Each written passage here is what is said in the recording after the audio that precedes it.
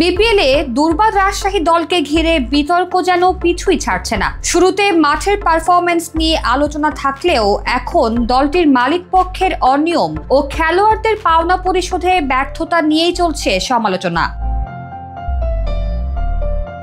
খেলোয়াড়দের বেতন পরিশোধে একাধিকবার প্রতিশ্রুতি দিলেও চেক বাউন্স সহ নানা জটিলতায় শেষ পর্যন্ত বিদেশি ক্রিকেটারদের ঢাকা ত্যাগে রীতিমতো নাটকীয় পরিবেশ সৃষ্টি হয়। দলটির আর্থিক দুরবস্থা প্রকাশ্যে আসার পর যুব ও ক্রীড়া মন্ত্রণালয়ের উপদেষ্টা আসিফ মাহমুদ সজীব ভুঁইয়ার সঙ্গে বৈঠক করে রাজশাহী ফ্র্যাঞ্চাইজি। সেখানে 2 ফেব্রুয়ারির মধ্যে সব বেতন পরিশোধের প্রতিশ্রুতি দেওয়া হলেও বাস্তবে তা আলোর মুখ দেখেনি, বরং অভিযোগের পর অভিযোগ উঠতে থাকে গণমাধ্যমে।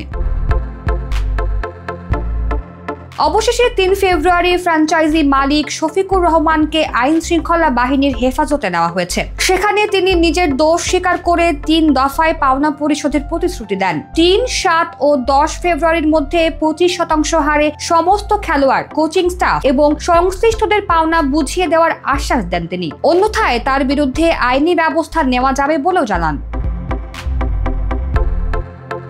যুব ও ক্রীড়া মন্ত্রণালয়ের বিবৃতিতে বলা হয়েছে, 2 ফেব্রুয়ারির প্রতিশ্রুতি ভঙ্গ এবং ফ্র্যাঞ্চাইজি মালিকের বিরুদ্ধে বিভিন্ন মাধ্যমে মামলার আলোচনা ওঠায় সরকার বিষয়টি গুরুত্বের সঙ্গে নেয়। এমনকি মালিক পক্ষে দেশ ত্যাগের আশঙ্কায়ও নজরদারি বাড়ানো হয়।